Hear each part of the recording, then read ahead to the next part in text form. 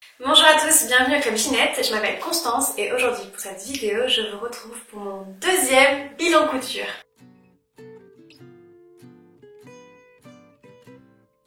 Comme vous avez pu le voir dans le titre de cette vidéo, aujourd'hui je vais principalement, enfin même uniquement, vous présenter des pièces pour bébés et enfants pour la simple et bonne raison que j'ai très peu cousu pour moi au mois d'août et au mois de septembre.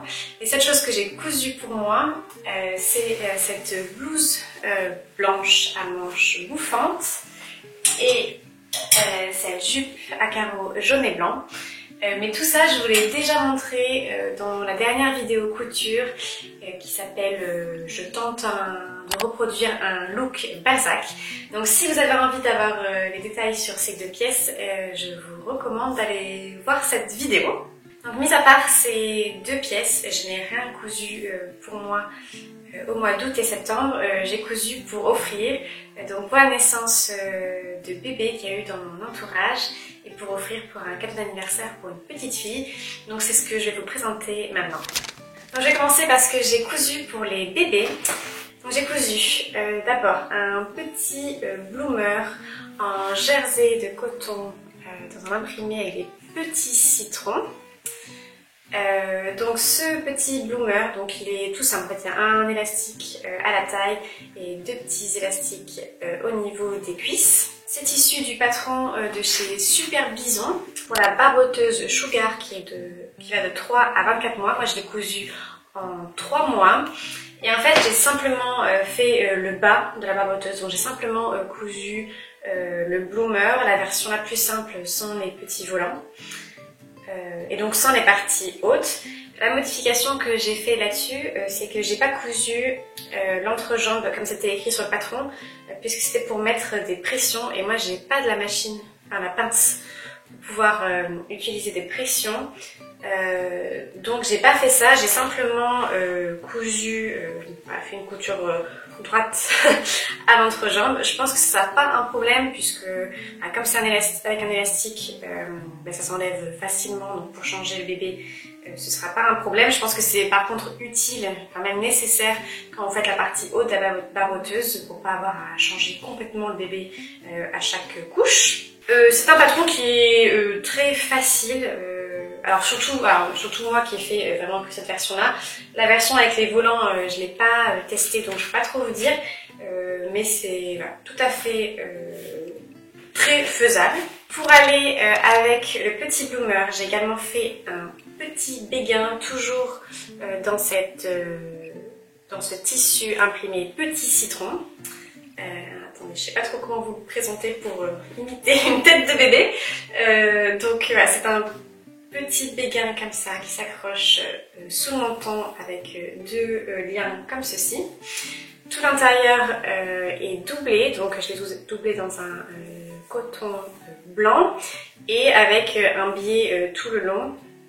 Donc ce qui est assez joli, c'est que comme ça il n'y a aucune couture apparente et ça, je pense que c'est du coup assez confortable et doux pour la tête du bébé. Ce béguin, je l'ai cousu à partir du patron de chez Omi Omai. C'est le patron qui s'appelle Baby Bonnet. Donc il y a 3 versions dans ce patron. La version que j'ai cousue qui est la version arrondie sans visière, une version avec visière et une version avec le petit bout pointu là qui fait très lutin. Ce patron va de 0 à 24 mois. Moi je l'ai cousu donc dans la taille 0-3 mois. Là aussi c'est plutôt assez facile, le patron est bien expliqué. Le patron est en anglais en revanche, voilà, mais bon c'est quand même relativement facile. Je me suis un petit peu emmêlé les pinceaux pour la version ronde au début, parce qu'en fait il y a 3 pièces à coudre entre elles. La pièce côté, 2 pièces côté et la pièce de derrière. Et j'arrivais pas très bien à visualiser et on coupe tout en double puisque c'est doublé. Et en fait j'avais cousu, j'avais fait l'inverse, j'avais cousu ça sur le milieu et les 2 autres pièces. Enfin je m'étais emmêlé les pinceaux donc j'ai dû découdre et refaire. Mais mis à part ça, bon c'est principalement parce que c'est moi qui ai mal lu. Mais sinon c'était assez simple, donc également accessible pour les débutants. Et puis c'est très mignon, il me tarde de voir le bébé avec. Et comme il me restait du tissu, j'ai également fait ce petit hochet à partir d'un tuto sur la chaîne YouTube de Lucatine Couture. Si vous ne connaissez pas Lucatine Couture, je vous recommande sa chaîne si vous souhaitez notamment coudre des accessoires. Parce qu'il y a vraiment des tonnes de tutos, des tote bags, des porte-monnaies, plein de choses. Et c'est toujours très simple, très bien expliqué, sans patron. Donc c'est... voilà, j'aime bien cette chaîne et j'ai commencé au tout début là, pour me familiariser avec ma machine. J'ai fait plein de trucs de sa chaîne, donc je vous recommande. Contrairement à ce qu'a fait Lucatine Couture, dans son tuto c'est un tissu coton d'un côté et un tissu éponge de l'autre. Mais moi j'ai mis donc la même chose des deux côtés, mais avant de refermer, après avoir retourné, mais avant de refermer, j'ai ajouté du rembourrage de coussin intérieur pour que ça fasse un petit côté doudou. Et ça en fait, comme c'est pour la naissance de jumeaux, j'ai tout cousu en double, donc 2 hochets, 2 véganes et 2 boomers. Ah, c'est trop mignon. T'as hâte de les voir avec. Également pour la naissance des jumeaux, j'ai voulu compléter en cousant ces 2 nids d'ange.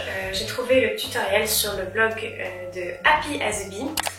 Donc si vous ne connaissez pas Happy as a Bee, donc elle a un blog également, une page Instagram sur laquelle elle est plutôt très active, et une chaîne YouTube que j'adore, qui est, je trouve, très originale, avec plein de conseils de couture et aussi des vidéos qu'elle appelle fais toi-même, en tout cas fais ça toi-même. Je sais plus que vraiment que j'aime beaucoup ce genre de vidéos. C'est très inspirant, donc si vous ne connaissez pas Happy as a Bee, je vous la recommande également. Et sur son blog, j'ai trouvé le tuto pour ce nid d'ange. Je vais vous déplier pour vous montrer. Donc en fait, ce n'est rien de plus qu'un grand carré de 80 cm par 80 cm. Et sur un coin du carré, en fait, on vient également rajouter un petit triangle qui vient en fait faire la capuche. Donc l'idée c'est de venir mettre la tête du bébé sous la capuche et après de l'enrouler dans le nid d'ange pour le transporter, le tenir au chaud. Ça a l'air... c'est tout doux, tout confortable. J'ai limite envie de m'en faire un à taille adulte. Mais voilà, le tuto est très facile, hein, c'est vraiment très simple. Bien sûr, donc l'intérieur est avec du molleton, donc il y a une couche épaisse de molleton à l'intérieur. Moi, ce que j'ai cousu, donc j'ai cousu ça, donc le côté extérieur, je l'ai cousu dans une double gaze de coton de chez Stuff & Steel, donc qui est ce vert très pâle avec des petits points blancs. Et la partie intérieure, c'est également en double gaze de coton de chez Stuff & Steel, blanche, toute simple, comme ça. Pour la deuxième version, donc pour le deuxième bébé, donc c'est la même chose, gaze de coton blanche à l'intérieur, et à l'extérieur, c'est la même gaze de coton, mais dans une couleur un petit peu vieux rose. Et ensuite, sur le tuto de Happy as a Bee, elle fait aussi des petits, elle montre aussi comment faire des petits pompons comme ça pour coudre en haut de la capuche. Et moi, comme je trouvais ça très mignon, je trouvais que ça faisait une petite finition supplémentaire. J'en ai mis sur les 4 côtés. Donc voilà, donc dans aussi un vert très pâle qui ressemblait à mon tissu, et pour la version vieux rose avec un rose plutôt pâle. Donc j'ai pas rencontré de difficultés particulières pour suivre ce tuto, mis à part que pour une des deux, c'était beaucoup trop grand parce qu'en fait pour cette partie-là, on vient pas coudre le molleton avec le tissu, en fait on vient faire comme une housse de couette, donc on rentre le molleton après avoir cousu les deux tissus endroit contre endroit et avoir retourné le nid d'ange. Et je sais pas pourquoi celle-ci était beaucoup plus grande alors que je pensais avoir tout bien mesuré. Pareil, c'est assez difficile en fait de bien couper droit la double gaze de coton, donc je sais pas ce que j'ai fait.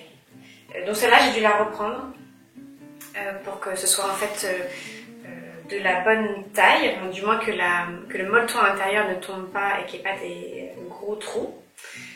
Voilà, je trouve que c'est vraiment adorable.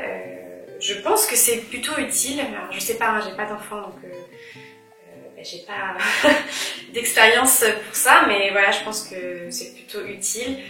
Là, il va y avoir l'automne qui va arriver pour mettre là dans le fond d'une poussette pour qu'il soit au chaud. Je me dis que c'est un cadeau utile et en plus c'est trop mignon et très facile. Oh, bien un film. Donc voilà pour les pièces bébé que je voulais vous présenter. Et ensuite, pour l'anniversaire d'une petite fille, j'ai également cousu ce tout petit sac. Donc ce tout petit sac est issu du patron de ces Cool Stitches. Donc, je vous avais déjà parlé de Cool Stitches dans... J'avais fait un petit haut dans mon premier bilan couture.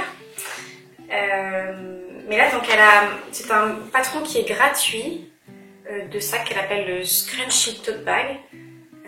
Donc qui est juste un carré, un cube si je puis dire, avec deux anses foncées comme ceci. J'ai modifié toutes les dimensions du patron pour avoir un sac comme ça tout petit. J'avoue que j'ai fait ça un peu au pif, mais voilà, je voulais que ce soit un petit sac.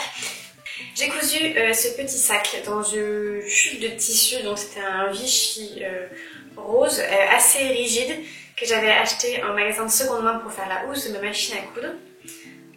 Donc il m'en restait une petite chute, donc j'ai utilisé ça. Et pour l'intérieur, puisque le sac est entièrement doublé, j'ai utilisé une chute de Vichy jaune que j'avais en fait utilisée pour coudre cette jupe. Donc voilà, il est très mignon. J'ai pas mis dans le tuto, il y a une petite attache magnétique en plus à mettre que je n'ai pas mise parce que j'en avais pas, ce qui est une bonne raison, mais également parce que voilà, c'est pour un sac de petite fille, donc il y aura, elle va pas se promener avec une carte bleue, il y aura rien à voler dans son sac, donc je pense que c'est pas très utile. Voilà, c'était pas du tout compliqué, très bien expliqué. Elle a une chaîne YouTube, donc il y a le pas à pas. En fait, il n'y a même pas d'explication du tout sur ce patron, ou très peu. Vous avez le pas à pas filmé sur sa chaîne YouTube. Moi, c'est vrai que ça m'aide encore beaucoup de voir les étapes pas à pas en vidéo. Donc voilà, je suis très contente de ce petit sac. Il est très mignon. Ça ressemble tout à fait à ce que j'avais en tête. Donc je suis très contente. Et en plus, parce que j'aime bien faire les petits trucs en plus, j'ai cousu ces deux petites arêtes nœuds. Donc une dans le reste de la gaze de coton que j'ai utilisé pour les nids d'ange. Donc voilà, et un autre dans une chute de Liberty que j'avais du mobile pour bébé que j'ai fait. D'ailleurs, vous pouvez retrouver la vidéo sur la chaîne. Et ça, pour ces deux petits, donc c'est collé avec une attache de barrette dans le dos. Et ça, je l'ai cousu par rapport à un tuto de chez Roserie Apparel. Donc chaîne YouTube de Roserie Apparel, là aussi je vous en ai parlé beaucoup parce que j'adore ces vidéos. Elle a des petites vidéos qui s'appellent 10 minutes sewing projects, quelque chose comme ça, donc des petits projets qui prennent 10 minutes. Et en effet, ça prend très peu de temps. Donc voilà, donc ça c'était juste pour compléter, pour faire un petit cadeau supplémentaire. Mais là aussi c'est très mignon, donc je suis contente. Donc voilà, ce sera tout pour ce deuxième bilan couture. Là aussi c'est un bilan couture qui est assez court, avec pas énormément de pièces, mais voilà, j'ai un travail à plein temps, donc j'ai pas le temps de coudre non plus tous les week-ends. Malheureusement. Et puis bah, comme je suis débutante, c'est vrai que tout me prend relativement beaucoup de temps. Même si là c'était des pièces pas très compliquées, c'est vrai que je pense que je prends plus de temps que ce qui est nécessaire. Mais voilà, j'espère que donc pour le prochain bilan couture, logiquement il ne va y avoir que des choses pour moi. Pour l'automne, voilà, j'ai des projets en tête, il faut que je fasse mes commandes de tissus maintenant. Voilà, j'espère pouvoir vous faire un troisième bilan couture avant Noël, je pense peut-être en novembre.